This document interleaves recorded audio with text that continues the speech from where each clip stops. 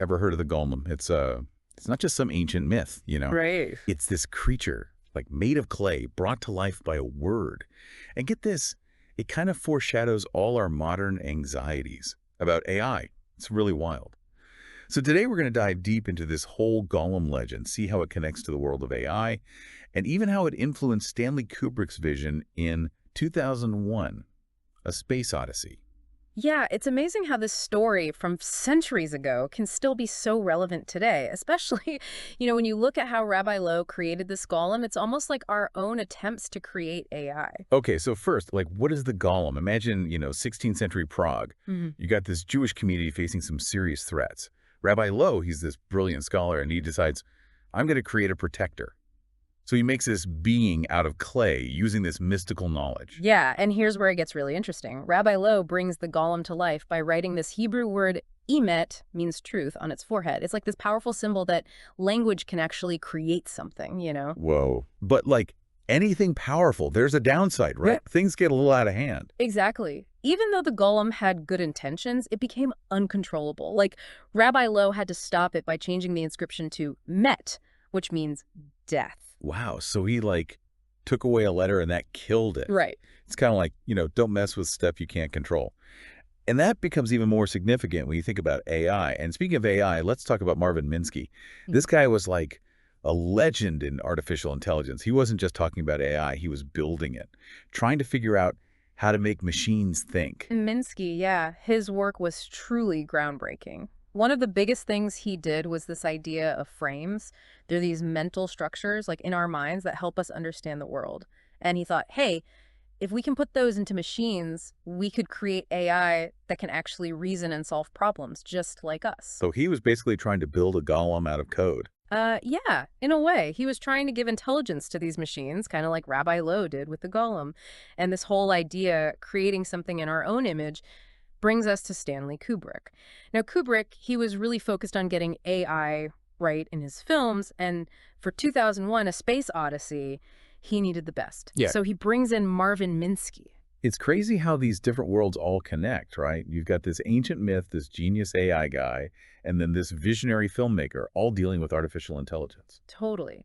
Kubrick, he wanted to make AI real and thought-provoking in the film, and Minsky, with all his AI knowledge, was the perfect guy to help. They talked for hours about, like, what AI could and couldn't do, and those talks really shaped HAL 9000, the computer in the film that controls the spaceship. Yeah, everyone knows HAL 9000. It's like iconic. Yeah. Represents the good and bad of AI all in one. Right, and just like the Golem, HAL starts off helpful. It's there to help the astronauts keep the ship running, make sure the mission goes well. But then, well, things get a little dark. Right, just like the Golem, things go wrong. Exactly, unintended consequences. Kubrick, he talked with Minsky, he knew the Golem story, he was showing us that AI could get out of control. Totally. And one of the most powerful scenes is when HAL realizes it's in danger and turns against the crew. It's so chilling when HAL says, I'm sorry, Dave, I'm afraid I can't do that. It just hits you right in those AI anxieties. Yeah, you really feel that, right? Like it gets under your skin because it's that fear.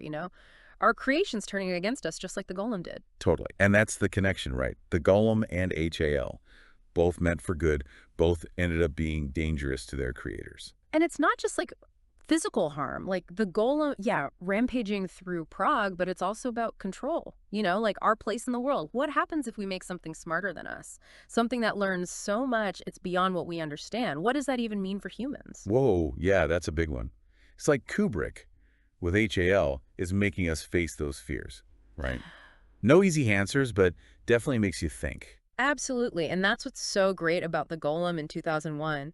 They don't just avoid the tough questions. They give us these warnings, make us really think about the consequences. So two stories, hundreds of years apart, but like connected by this idea of creating something, ambition, and then things going wrong. But what's really crazy is how these stories still matter now, especially with AI being everywhere. It's true. Look around. Algorithms are running everything. Machines learning so fast. We use them for everything. Traffic, even doctors use AI now. It's both exciting and kind of scary, right? Yeah, it's like we're living in Kubrick's 2001 now. AI is just part of life. Exactly.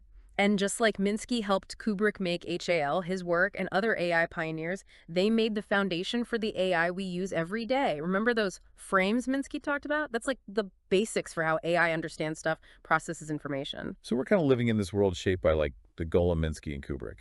In a way, yeah. And the thing is, it doesn't stop there. AI keeps evolving, so the questions and challenges change too. We got to keep learning, adapting, and, remember that Golem story? It's a reminder that our creations can have consequences. Right, like a back and forth, the past and present, myths and real life. Mm. The more we get that connection, the better we can deal with AI in the future. Exactly. The Golem, Minsky, and Kubrick, they all give us these like guideposts, as we move forward with AI. I mean, it's wild, right? A story that old, this, clay creature, and it still matters now with all our tech and stuff. It's true, though. These stories, they show us how we feel about creating things, about being in control, and those feelings don't really go away, even with new technology. It's funny, when you think about it, Rabbi Lowe, he brought the golem to life with, like, a word on its head. Yeah. It's kind of like coding, isn't it? Yeah. Language, making something happen, giving it commands.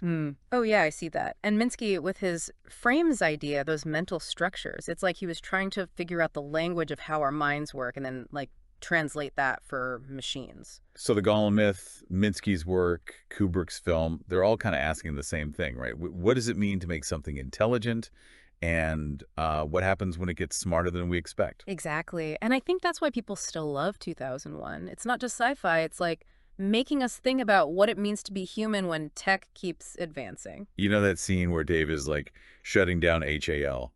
It's intense because HAL isn't just this cold machine. It's begging for its life. It's scared, even sad, Yeah, that scene makes you wonder, right? Machine or human? What if AI could actually have feelings, consciousness? And that brings up so many questions, like if a machine feels, how do we treat it? What are our duties to something we create, Those are the big questions now. With AI getting so advanced, the Golem and Kubrick's film, they're like warnings. We got to be careful with AI, understand how it could change humanity. It's like we're carrying the torch, right? From Golem to Minsky to Kubrick, now to us. We got to shape AI to help people, not hurt them. And it's important. What we do now matters. Will AI be good or will it, backfire on us? Well, that's our deep dive, everyone. The Golem, AI, and Kubrick. We've covered these ancient stories, powerful tech, and all the big questions they make us ask. Like, comment, and subscribe.